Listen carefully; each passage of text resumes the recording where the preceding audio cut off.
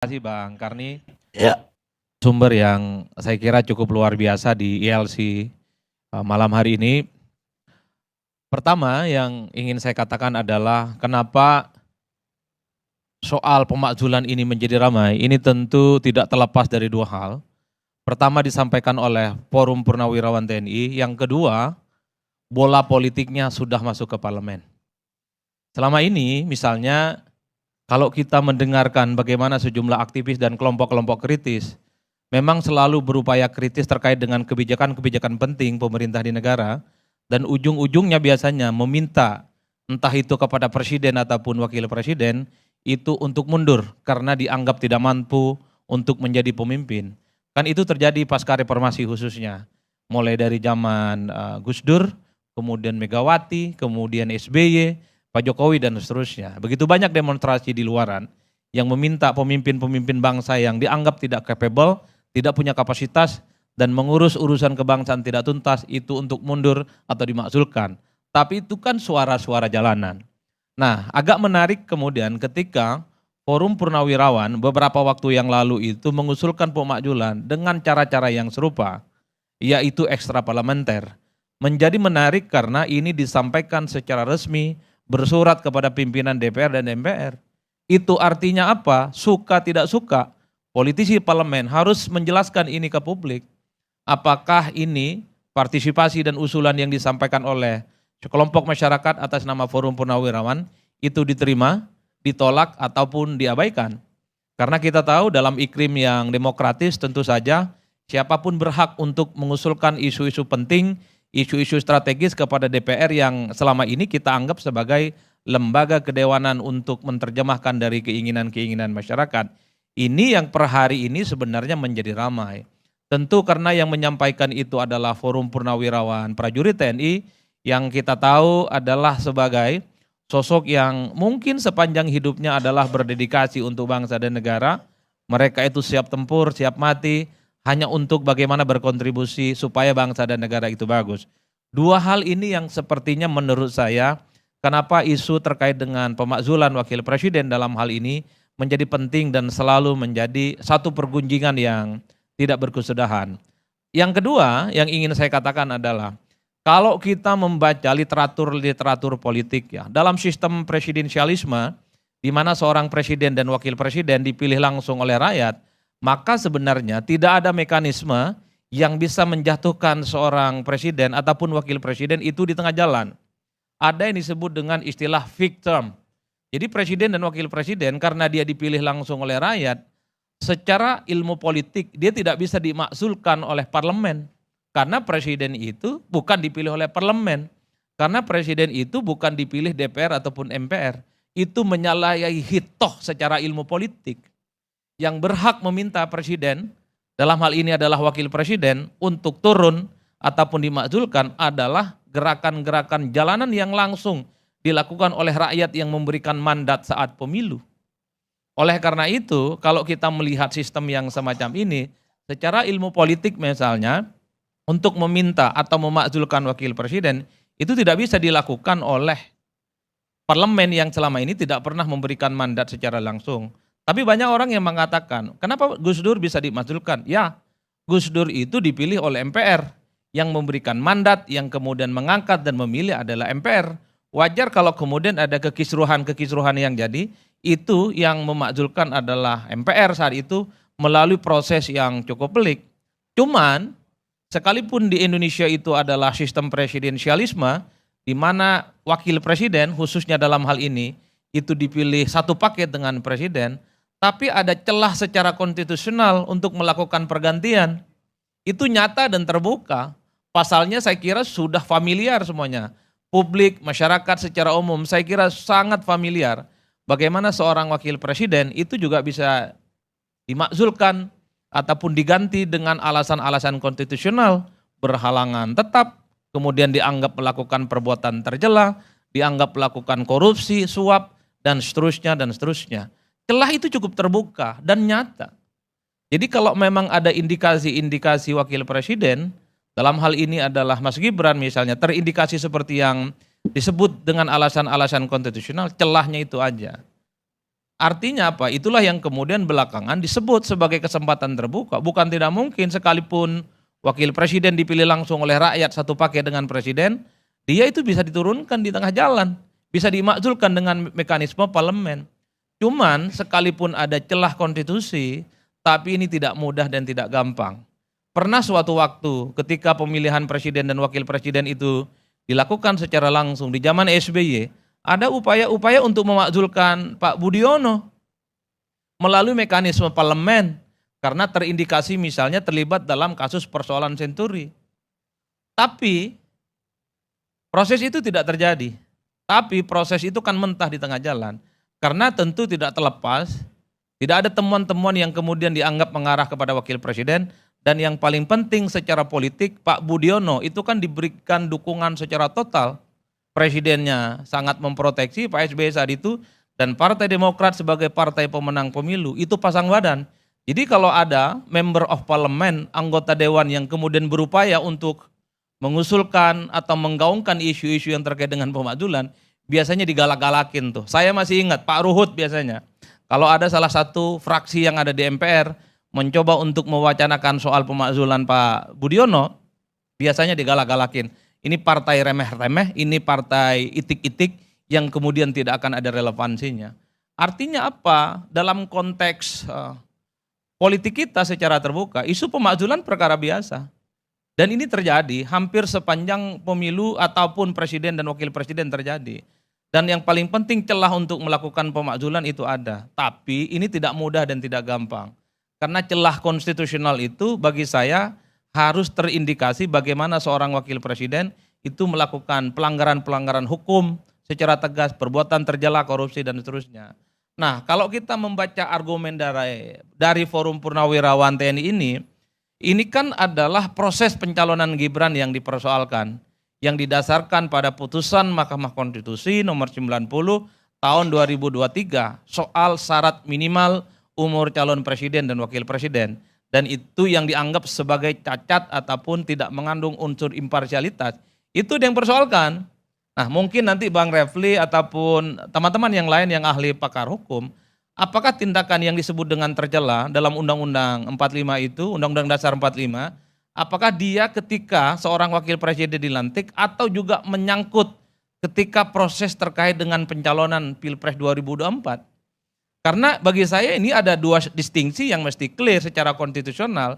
Karena yang dipersoalkan terkait dengan posisi wakil presiden hari ini adalah proses kandidasi, proses pencalonan ketika maju sebagai calon wakil presiden, Bang. Dulu dianggap tidak cukup umur, ketika ada putusan Mahkamah Konstitusi nomor 90 tahun 2023, sebelumnya tidak cukup umur, kemudian cukup umur. Kan itu argumennya. Apakah dalam pasal Undang-Undang 45 yang disebut dengan perbuatan tercela, kemudian melanggar hukum, itu juga dihitung dalam proses kandidasi? Ataukah sebenarnya perbuatan-perbuatan tercela, terindikasi inkonstitusional, melanggar hukum dan seterusnya, itu terhitung ketika ada pelantikan wakil presiden sejak tanggal 20 Oktober 2024 hingga saat ini? Itulah yang saya kira perdebatan-perdebatan hukumnya. Oke, secara politik dan secara hukum, saya kira argumen-argumennya sudah clear secara terbuka. Bagi saya, at the end, persoalan pemakzulan itu, ini ibarat bola liar, itu ada di DPR. Di DPR, suka tidak suka, karena ini sudah masuk kepada pimpinan DPR dan masuk kepada pimpinan MPR. Suka tidak suka, publik menunggu apakah setelah reses nantinya, usulan-usulan semacam ini akan dibahas atau dicuekin ataupun ditolak, kan itu yang ditunggu. Kembali lagi bersama saya di channel video ini. Kali ini kita melihat cuplikan video yang begitu sangat menarik. Nah, di sini disampaikan para netizen bahwasanya iya, kok DPR tidak bisa kerja, kok RUU perampasan aset koruptor dan hukuman mati belum juga dibentuk, bubarin saja. Akan lebih terhormat dan masih punya masa depan yang baik di perpolitikan daripada ngotot memaksakan diri yang semuanya itu memang sebenarnya sekali lagi belum mampu. Nah, di sini negara ingin maju, tentunya wajib mengekori negara maju lain meskipun versinya sedikit berbeda. Nah, begitu daripada malu dimakzulkan, lebih terhormat mengundurkan diri karena sikon yang ada tidak memungkinkan untuk terus berlanjut jadi wapres. Lebih baiknya mundur terhormat daripada dimakzulkan dengan cara terhina. Daripada malu dengan 19 juta lapangan kerja, yuk lebih baik mundur. Kalau benar Wapres Gibran mengundurkan diri dari jabatannya, saya sebagai rakyat biasa mengapresiasi atas tindakan mulia itu. Nah, setelah Gibran mengundurkan diri, menyusul Gubsu juga akan mengundurkan diri. Ya, lebih baik mundur daripada dimakzulkan. Anggota DPR pada nggak mau buat undang-undang perampasan aset dan hukuman mati. Karena yang korupsi dia orang-orang yang juga, makanya pada takut kalau penjabat korupsi masih berkeliaran bebas, nggak ada takutnya karena undang-undang sangat lemah. Bila Gibran mengundurkan diri itu lebih bijaksana dan terhormat. Ini beda kasus, tidak bisa dipaksakan dengan kondisi yang lain. Dari awal proses sudah penuh, KKN rekam jejak etika perbuatan tercela, ijazah sudah tidak layak dan seterusnya. Tidak ada alasan untuk tidak mungkin. Rakyat sudah mendedak yang diwakili oleh para yang terhormat Pur TNI yang harus mendapat perhatian. Nah, bagus kalau tahu malu, itu namanya tahu diri, nggak mutu terus ngundurin diri. Dipaksakan bapaknya melalui Paman Usman dengan alat MK, akhirnya apa yang terjadi? Lebih besar pasak daripada tihang, karena dengan cara yang tidak benar dan dipaksakan, ya begini hasilnya. Jadikan pengalaman bro, rakyat mencintai pemimpin yang punya karisma, punya wibawa, punya jam terbang tinggi. Bukan mudah ini kelola negara, bukan kelola cafe. Benar banget Bang Adi, kalau wakil presiden dimakzulkan besok, penggantinya juga akan dimakmulkan lagi. Bagi kelompok yang nggak sepaham yang ada negara ini akan ribut terus, dan benar-benar kalau diganti harus lebih pintar daripada Gibran. Nah, lebih baik dimakzulkan secepatnya agar negara kita memang benar-benar dalam kebenaran. Gara-gara satu orang nabrak hukum, takutnya lagi yang lain-lain ikut-ikutan langgar perundang-undangan. Jadi apa negara ini kalau nggak bersih? Setuju 100% kalau Gibran benar-benar dimakzulkan. Apa perbuatan Gibran dimakzulkan? Kemanusiaan sudah nggak ada. Lihat dulu kesalahan biasa pertama menjalankan tugas, ada rasa grogi dan takut. Ini semua pilihan rakyat, jangan sampai ada pemakzulan. Hidup ini nggak ada yang sempurna, syirik itu nggak bisa hilang kalau memang jiwanya lemah penuh dosa. Nah, lebih baik daripada dilengsarkan dengan tidak hormat. Lebih baik teman-teman mundur kalau tidak mau dimakzulkan karena kemampuannya nyaris tidak ada. Lebih terhormat daripada dimakzulkan. Artinya Gibran mengakui secara tidak langsung masih sangat banyak kekurangan. Itu jalan terbaik. Semoga dapat berakhir di tempat yang lebih tepat. Kalau benar-benar mundur, dia terlepas dari kasus yang belum terangkap. Gibran mundur bukan perbuatan mulia, atau dimakzulkan itu memang harus. Karena jadi wapresnya jangan berbelas juga hasil curangnya yang dilakukan bapaknya. Prabowo nggak bisa bertindak karena sudah tua. Pembisik menteri tak bisa dipercaya, maka cari amankah karena sudah penat jadi presiden yang diam-diam, yang imankan. Jalan satu-satunya hidup Joko Widodo, pidato berapi-api tapi omong-omong. Ngapain ada pemilu kalau mau dimakzulkan? Berapa banyak duit tak ya rakyat yang dihamburkan buat pemilu.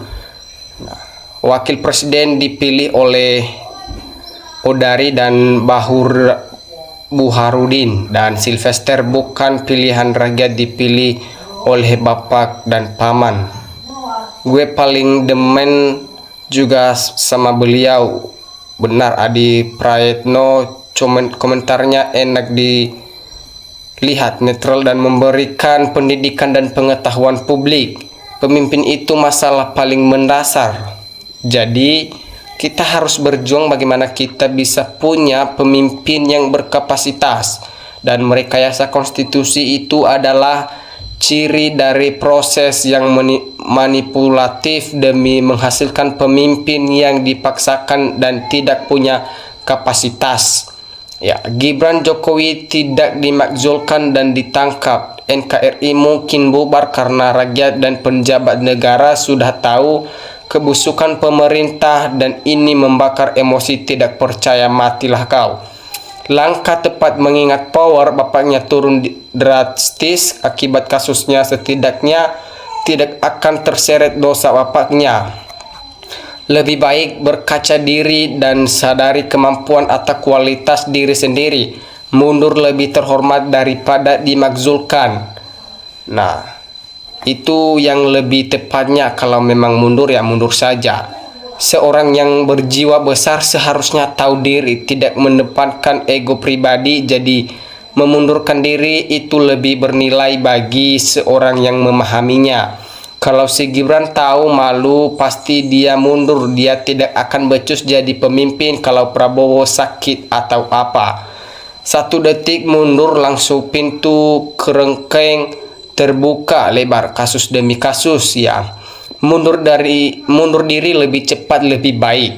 Janji sebelum jadi wapres sampai sudah menjabat tidak ada bukti janjinya membuka lowongan pekerjaan untuk rakyat Indonesia. Pilihan rakyat harus benar-benar dihormati dan percuma buat pilpres kalau pilihan rakyat enggak dihormati dan dihargai. Benar apa yang dikatakan pengamat politik, tapi yang mengusulkan pemakzulan adalah rakyat. Purnawirawan Jenderal kan rakyat. Ayo sudah uji kompetensi wapres, usut fufufafa dan stritek dan kaji undang-undang yang berhubungan. Mengundurkan diri itu lebih baik dan terhormat daripada dimakzulkan ya. Keluarga tetap lebih baik dan utama. Ya, makzulkan wapres fufufafa untuk Indonesia lebih aman dan amanah lagi. Rakyat setuju kalau Gibran mundur atau dimakzulkan, apa untungnya punya wakil presiden seperti ini? Dia cuma bisa melongok. Yang disuruh mundur harusnya ketua DPR karena terbukti tak pro rakyat karena kasus perampasan aset 11 tahun mangkrak. Kalau bisa Gibrannya kasih masukan untuk daftar kuliah di Indonesia, kan penerimaan mahasiswa baru sekarang biar nggak ngeles lagi kalau ditanya ijazahnya yang sudah tutup di Singapura. Lebih baik mundur daripada dilengsarkan, tapi kalau punya kasus harus benar-benar diadili ke pengadilan. Ya, oke teman-teman, sekian pembahasan kita kali ini. Terima kasih. NKRI harga mati.